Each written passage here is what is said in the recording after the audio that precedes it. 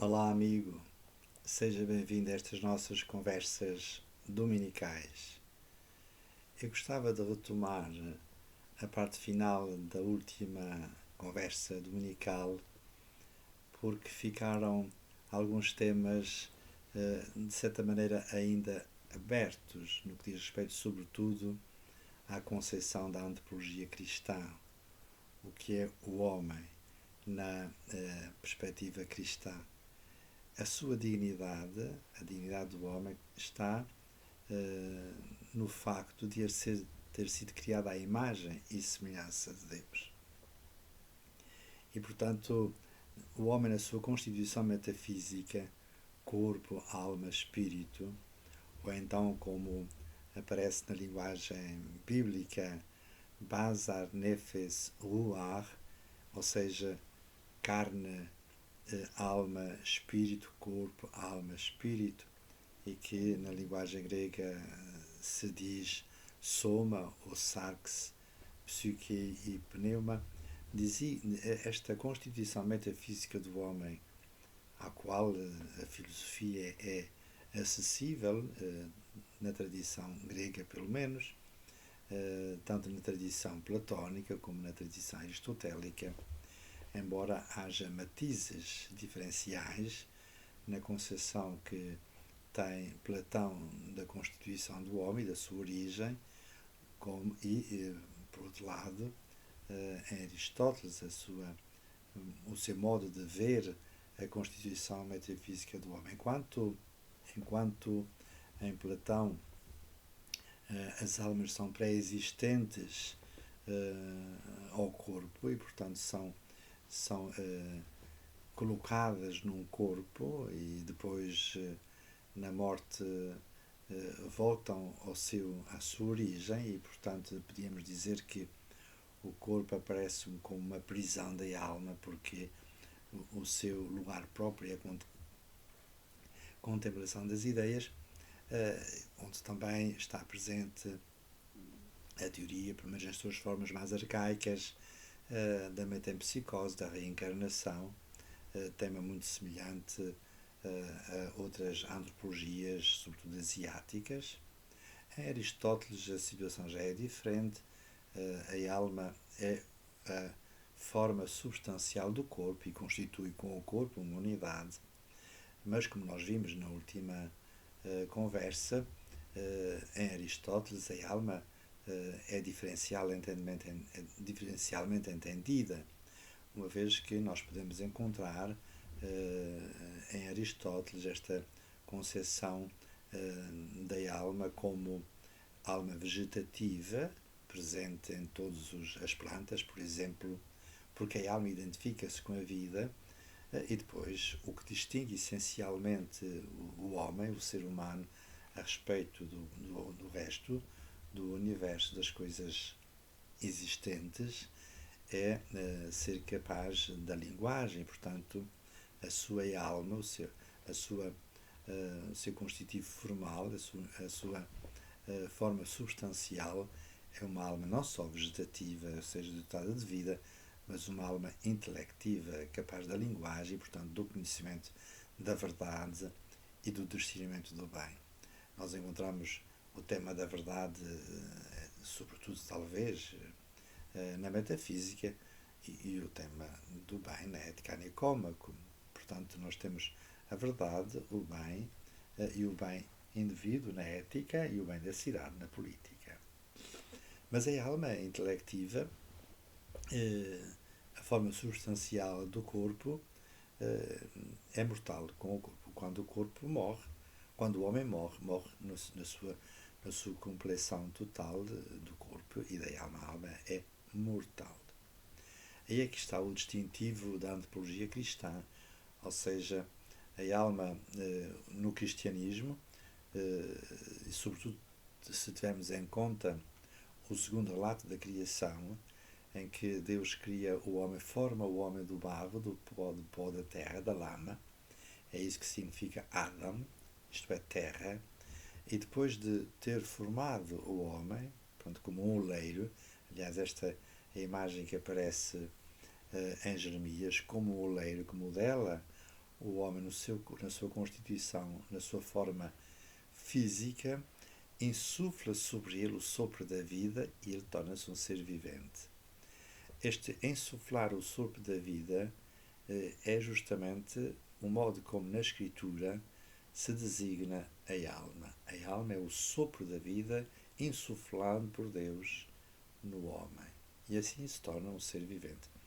Como sabe, na narrativa bíblica, enquanto que no primeiro relato Deus criou o homem na sua unidade, na sua compleição homem e mulher, no segundo relato há uma narrativa mais desenvolvida, em que depois a Eva é criada, a mulher, Eva significa mulher, é criada a partir do homem como sua companheira, alguém que lhe seja igual, carne da minha carne, osso dos meus ossos.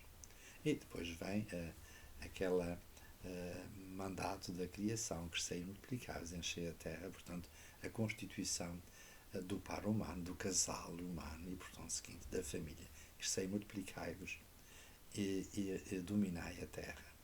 Portanto, isto é muito importante, esta concepção antropológica cristã, que no fundo não é cristã como se se referisse apenas aos cristãos. Quer dizer, a revelação é um nível de conhecimento superior que nos é dado por Deus, uma vez que o homem, pela razão humana, não é capaz de chegar. De facto, eu estudei filosofia, mas estudei filosofia na Faculdade de Letras, portanto, uma filosofia desvinculada da teologia, porque estudar a filosofia numa faculdade de teologia, podíamos dizer que a filosofia está orientada para a teologia e aí a filosofia é serva da teologia.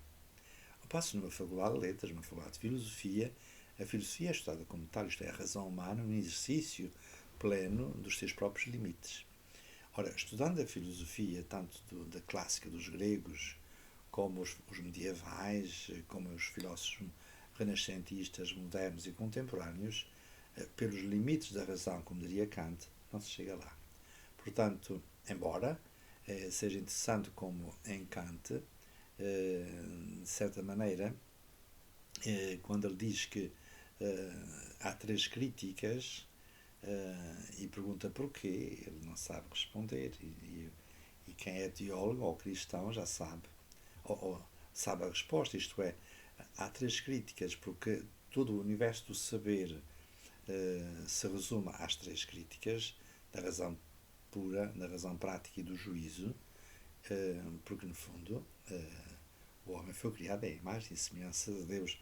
E mesmo que o homem não saiba, um filósofo, como seja Aristóteles da revelação, antes do cristianismo, ou um filósofo depois que procura exercer a filosofia nos limites da razão, como era o caso de Kant, que era um pietista, era cristão, mas era um pietista, e fazia a filosofia nos limites da razão, portanto, não chega a esta iluminação que nos vem da revelação. Porque há três níveis diferentes. Aristóteles já falava no lumen natural, isto é, aquela luz da inteligência, do entendimento, que permite a observação da realidade e o conhecimento da verdade objetiva, distinta do sujeito, mas há depois a luz da fé, no cristianismo, isto é, a razão iluminada pela fé alarga as possibilidades do conhecer, no sentido em que depois São Tomás de Aquino, a propósito da graça, diz a graça não anula a natureza, mas leva à perfeição. Portanto, a luz da fé ilumina a luz da razão e leva à sua perfeição. E depois temos ainda um terceiro nível, que é a lumen gloria, que permite contemplar Deus face a face. Mas quando nós dizemos que a concepção cristã do homem é a revelação daquilo que todos os homens são, ou são chamados a ser, não é? Significa que todo homem é criado à imagem e semelhança de Deus, quer acredite, quer não, quer saiba, quer não. A imagem e semelhança de Deus. E esse é o grande anúncio da antropologia cristã, quer dizer, e que não será demais nos nossos tempos retomar, porque corremos sérios riscos de, como se pretende uma nova antropologia, um pós-humanismo, sobretudo criar um homem à imagem do próprio homem, portanto, o homem da máquina, como nós encontramos no filme, um filme espantoso que descreve a trajetória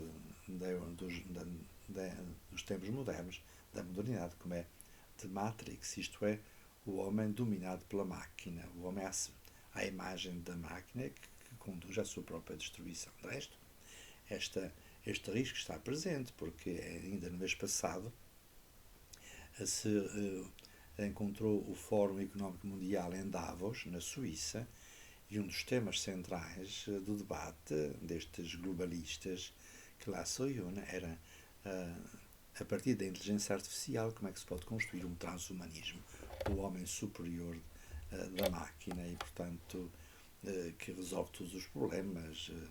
Já não será necessário nada, porque a inteligência artificial resolve todos os problemas e cria-se duas qualidades de seres transhumanos das máquinas que resolvem todos os problemas e dos inúteis que é preciso descartar através de, sei lá, de pandemias, de vacinas, etc. Um tema realmente diabólico. Mas, como isso se torna, de certa maneira, sugestivo, e se pode até pensar que seja a solução para muitos problemas, os problemas da pobreza, por exemplo, das desigualdades, não é? Então, o Francisco mandou-lhes uma carta desejando bom trabalho, que os seus trabalhos sejam a bom termo, quando nós sabemos que o projeto no Fórum Económico Mundial, como de resto no Deep State nos Estados Unidos e outras organizações e outros senhores do mundo, que pretendem ser senhores do mundo, o seu projeto, o seu plano, a Agenda 2030 ou outras, é diabólica de destruição do homem, do transhumanismo, de superação do homem, da sua inutilidade, de algum modo descartável, substituído pelas máquinas. Nunca será demais nós não só refletirmos, mas vivemos o sentido da antropologia cristã e, de certa maneira, portanto, resistirmos, como de resto o jornalista que relatava este projeto do Fórum Económico Mundial reunido em Davos, concluía dizendo assim, mas nós estamos aqui para resistir. Portanto, na antropologia cristã, e por isso nunca será demais voltarmos às nossas raízes, nós os cristãos, nós os católicos, e todos os homens de boa vontade, para resistirmos, como este jornalista dizia, contra este projeto, esta agenda do transhumanismo que representaria o supérfluo da própria humanidade. Portanto, nunca será demais nós refletirmos sobre isso, porque, de facto, a vivência, o sentido do homem no cristianismo e na própria cultura é justamente esta dignidade, desta resistência crítica contra aqueles que desejam destruí-lo. De resto, isso está presente no próprio sentido do anthropos. Anthropos é Platão, no seu diálogo crátilo, refere-se às etimologias e a respeito do anthropos, do homem, e aqui neste sentido é um sentido inclusivo, é o ser humano que está de pé, diz justamente que anthropos significa que está de pé e olha para a frente, portanto, o ser humano estar de pé, o homo erectus de que falam os antropólogos, os historiadores da história da evolução da vida humana na história da humanidade, estar de pé. No fundo, é isso que significa crente. Não é? O fiel, como nós vimos na última vez, é aquele que está de pé, que tem a sua vida alicerçada na rocha. Nós encontramos estas palavras, a palavra de Jesus, quando diz a respeito da igreja, está construída sobre a pedra, e a pedra é a profissão de fé de Pedro, tu és o Cristo, o Filho de Deus vivo. Isto é um fundamento incontrovertível sobre o qual a Igreja está construída e contra a qual as portas do inferno não prevalecerão. Ou seja, as portas do inferno representam a morte. E, portanto, a Igreja é a comunidade dos viventes. É por isso que a Igreja é absolutamente contra o aborto, por exemplo, que é a morte do inocente, porque na realidade, a proibição de matar, o mandamento divino de matar, refere-se ao inocente. Ao inocente. Não matar significa não matar o inocente. Realmente, isto vem a propósito, lembro-me agora o que aconteceu em 2007. No dia 11 de fevereiro de 2007 foi aprovada a lei da despenalização do aborto. Os católicos movimentaram-se todos para esclarecer os católicos e os homens de boa vontade sobre a perfídia e a impiedade e a iniquidade que representa a lei do aborto, porque se trata de matar o inocente.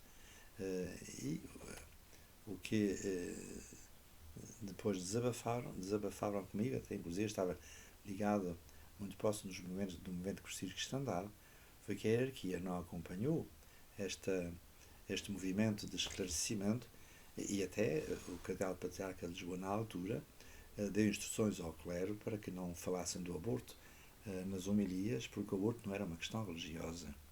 Eu fiquei realmente de uma fúria teológica, porque a Igreja não tem questões religiosas. As questões da Igreja são antropológicas. Das questões religiosas ocupam-se as religiões, mas a Igreja não é uma religião. A Igreja é uma comunidade, é um povo de Deus. Tudo o que é humano lhe interessa. E esta é uma questão fundamental, a questão da vida.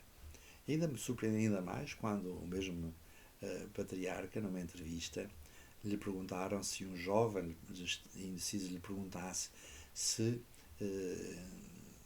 onde é que deveria votar, e ele disse que não votasse, ou em branco, e eu fiquei realmente impressionado, porque a sua obrigação era ter esclarecido o jovem sobre a iniquidade que representava uma lei que matava um inocente.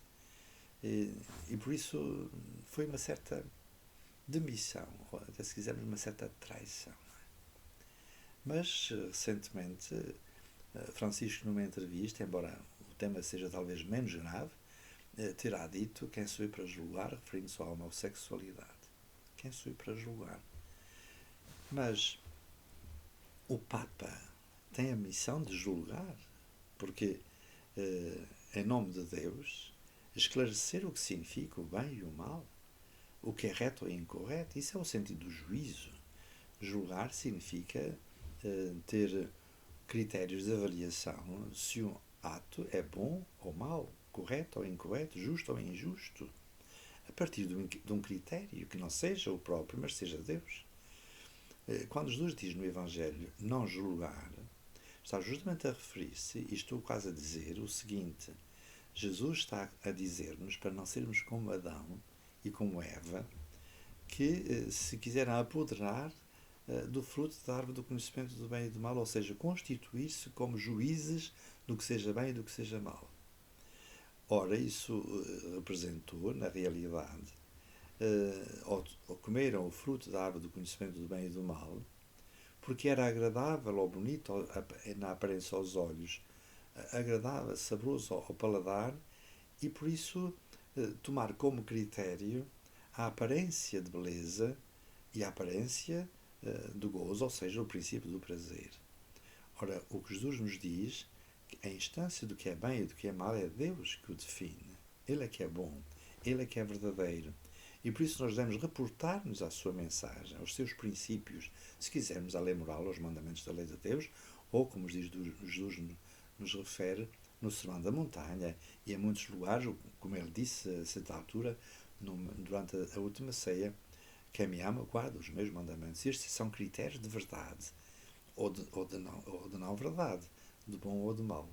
Portanto, quando alguém diz que quem sou eu para julgar, está a admitir-se da sua missão de doutor, de sacerdote e de rei, porque o tipo de ministério sacerdotal do qual os próprios leigos todos participam pelo batismo, sacerdócio, profecia e realeza, significa que nós, como cristãos, e muito mais aqueles que têm o ministério sacerdotal, temos a missão de ensinar, portanto, a verdade, profetas, o anúncio da verdade, sacerdotes, o anúncio e a defesa da vida, e reis, isto é, a garantia da liberdade.